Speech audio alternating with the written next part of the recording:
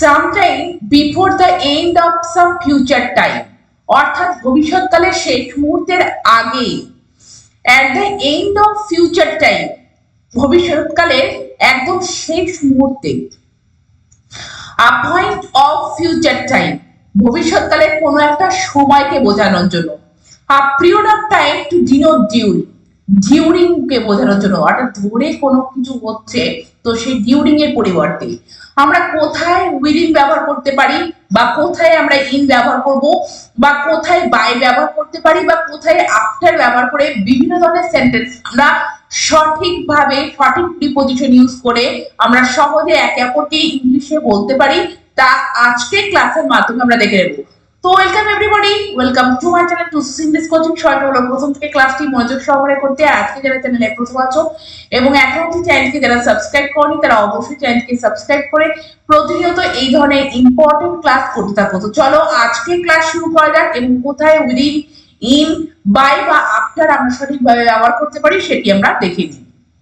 তো প্রথমে দেখো ইন এবং উইদিন রয়েছে। তো দেখো ইন এবং উইদিন এই দুটির মানেই হচ্ছে, এর মিনিং হচ্ছে মধ্যে। তো দেখো এই দুটি প্রিপজিশন যখন আমরা টাইমের ক্ষেত্রে ব্যবহার করব, তো সেক্ষেত্রে কোথায় আমরা ইন ব্যবহার করব বা কোথায় আমরা উইদিন ব্যবহার করব সেটি আমরা বুঝে নিই।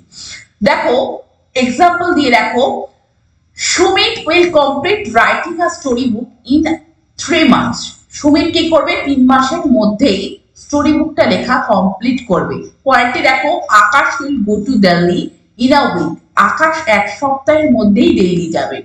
তো দেখো এখানে ইন ব্যবহার করা হয়েছে, এখানে কিন্তু আমরা উইদিনও ব্যবহার করতে পারি, কিন্তু ইন কখন ব্যবহার করব, যখন বোঝাবে at the end of future time. At the end of future time অর্থাৎ ভবিষ্যৎকালের একদম শেষ মুহূর্তে, বা সেটি অতিক্রান্ত হয়ে যেতে পারে। যেখানে 3 মাস বলেছে, 3 মাস অতিক্রান্ত হয়েও কিছু দিন লাগতে পারে, তো সেক্ষেত্রে আমরা কিন্তু ইন ব্যবহার করতে পারি। এবং এখানে দেখো উইদিন, দেখো sometime before the end of some future time, কিন্তু ভবিষ্যৎকালের যে সময় নির্ধারিত করা আছে তার আগেই বোঝানোর জন্য সরি আমরা কি ব্যবহার করতে পারি, আমরা উইদিন ব্যবহার করতে পারি। যেমন Akash will go to Delhi within a week, অর্থাৎ দেখো আকাশ দিল্লিতে যাবে, আমরা কিন্তু ইনও বলতে পারি, উইদিনও বলতে পারি। আমরা উইদিন কখন বলবো, যে এক সপ্তাহের সে মধ্যেই যাবে, এক সপ্তাহ শেষ হওয়ার সে অনেকটা আগেই চলে যাবে, তো সেক্ষেত্রে আমরা কিন্তু উইদিন বসাবো। এবং যেখানে ইন বসাবো তার মানে হচ্ছে একদম শেষ মুহূর্তে, বা সেটা অতিক্রান্ত হয়ে আরো কিছুটা সময় লাগতে পারে, তো সেক্ষেত্রে আমরা ইন ব্যবহার করব। কিন্তু উইদিন কিন্তু সেই যে টাইমটা উল্লেখ করা থাকবে তার মধ্যেই, অর্থাৎ তার কিছুটা আগেই কাজটা কমপ্লিট হবে বা হয়েছিল সেরকম বোঝানোর জন্য আমরা প্রিপজিশন উইদিন ব্যবহার করব। তো তোমরা ডিফারেন্সটা দেখলে যে কোথায় আমরা ইন ব্যবহার করতে পারি বা কোথায় আমরা উইদিন ব্যবহার করতে পারি। এবার আমরা যেটা দেখবো সেটা বাই।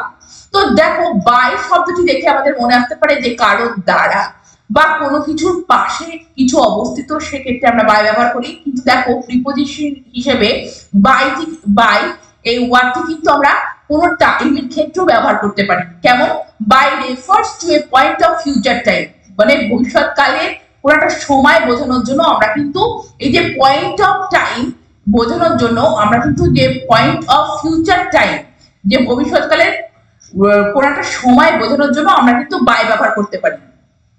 যেমন দেখো, Ritesh will finish the work by next Sunday, অর্থাৎ যে পরবর্তী রবিবার তার আগেই কি করবে, রিতেশ কাজটি কমপ্লিট করবে।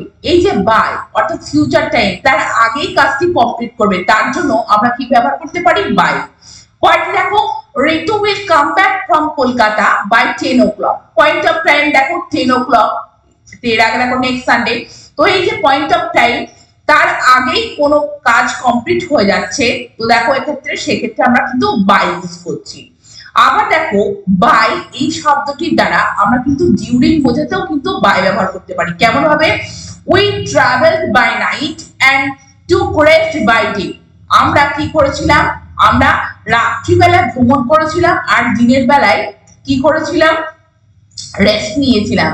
তো দেখো এই যে ডিউরিং নাইট বা ডিউরিং ডে, এই ডিউরিং শব্দটি ব্যবহার না করেও আমরা কিন্তু বাই দিয়ে এই ধরনের সেন্টেন্স কিন্তু আমরা বলতে পারি।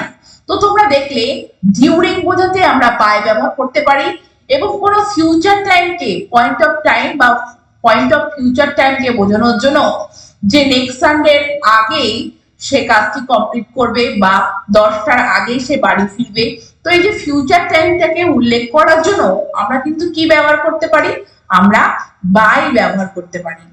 এবার পরের সেন্টেন্স দেখো যেখানে আফটার ব্যবহৃত হয়েছে। তো দেখো সাধারণ ক্ষেত্রে আমাদের মনে রাখতে পারে আফটার মানে পরে, কিন্তু দেখো সেটি কিন্তু পিরিয়ড অফ টাইমের ক্ষেত্রেও ব্যবহৃত হয়, পয়েন্ট অফ টাইমের ক্ষেত্রেও ব্যবহৃত হয়, এবং সমস্ত টেন্সেই কিন্তু আমরা ব্যবহার করতে পারি।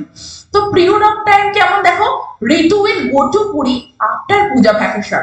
এই যে একটা লম্বা টাইম পূজা ভ্যাকেশন, তারপরে ঋতু কোথায় যাবে, পুরীতে যাবে। তো দেখো এই যে আফটার, এটি পিরিয়ড অফ, এই যে আফটার পিরিয়ড অফ টাইমের কিন্তু পূর্বে বসে, যেমন পূজা ভ্যাকেশন একটা পিরিয়ড অফ টাইম, একটা লম্বা টাইম, তারপরে বোঝানোর জন্য আমরা প্রিপোজিশন হিসেবে আফটার ব্যবহার করছি। তেমনি দেখো Raju's family move to their flat in Kolkata after the accident. Raju's পরিবার কোথায় চলে গিয়েছিল, কলকাতার to their flat in Kolkata, কলকাতায় তাদের একটা ফ্ল্যাটে চলে গিয়েছিল অ্যাক্সিডেন্টটির পরে, অর্থাৎ দুর্ঘটনাটির পরে।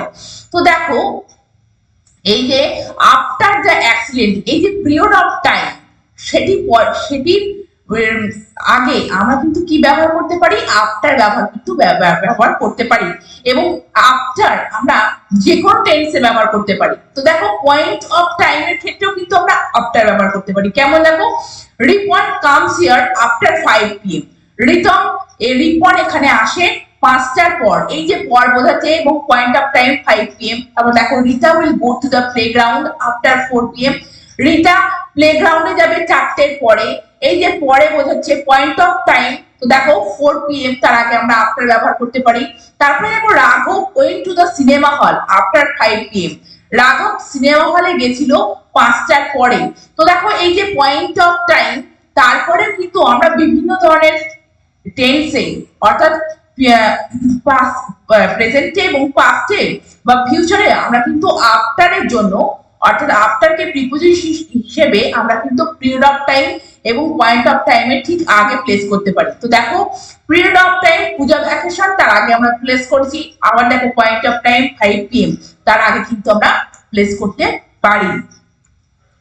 এবার তোমরা সবগুলি সেন্টেন্স, প্রত্যেকটি সেন্টেন্স দেখে বুঝে নাও যে কোথায় আমরা কোন প্রিপোজিশনটি ইউজ করতে পারি। তো দেখো Ritam was to go to Kolkata by 5 PM on last Monday. তো দেখো রিতমকে যেতে হয়েছিল, ওয়াজ টু গো মানে যেতে হয়েছিল, কলকাতায় যেতে হয়েছিল বাই 5 PM অর্থাৎ 5টার আগে, মানে অন লাস্ট মন্ডে গত সোমবারে 5টার আগে। এই যে আগে বোঝানোর জন্য একটা ফিউচার টাইম বোঝানোর জন্য যে 5টার আগেই তাকে কি করতে হয়েছিল, কলকাতায় পৌঁছতে হয়েছিল বা যেতে হয়েছিল। Ritesh will prepare all his lesson within 2 hours।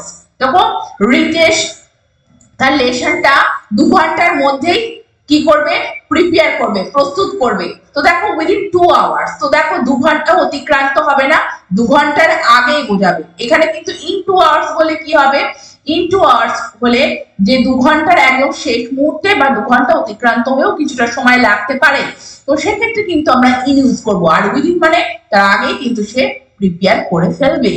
পরে দেখো দে উইল রিচ রাঘব হোম ইন অ্যান আওয়ার, মানে তারা রাঘবের বাড়িতে পৌঁছবে 1 ঘন্টার মধ্যে। তো দেখো মধ্যে এখানে আমরা ইন ব্যবহার করছি, মানে 1 ঘন্টার আশেপাশে বা 1 ঘন্টা হয়েও কিছুটা সময় লাগতে পারে, তো সেক্ষেত্রে মধ্যে বোঝাতে আমরা কিন্তু ইন প্লেস করতে পারি।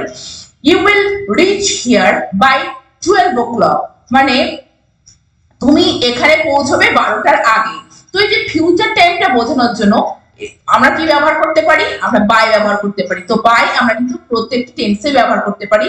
তো দেখছো যেখানে এখানে আমরা পাস্টে ব্যবহার করেছি, এখানে ফিউচারে ব্যবহার করছি। তো কিন্তু বাই এই টাইম, এই প্রিপোজিশনটির মাধ্যমে কি বোঝাচ্ছে, যে কোনো ফিউচার টাইম বোঝাচ্ছে, যে তার আগে কোনো কিছু ঘটবে বা ঘটেছিল সেটি বোঝানোর জন্য আমরা কিন্তু বাই ব্যবহার করছি।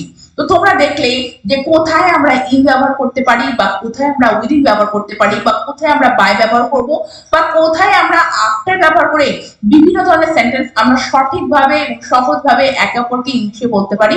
তো তোমরা এই ধরনের সেন্টেন্স অবশ্যই একে অপরকে বলে প্র্যাকটিস করতে থাকো আর চ্যানেলটিকে সাবস্ক্রাইব রেখে প্রতিনিয়ত এই ধরনের ইম্পর্টেন্ট ক্লাস করতে থাকো। Thank you very much. Thank you for watching this video.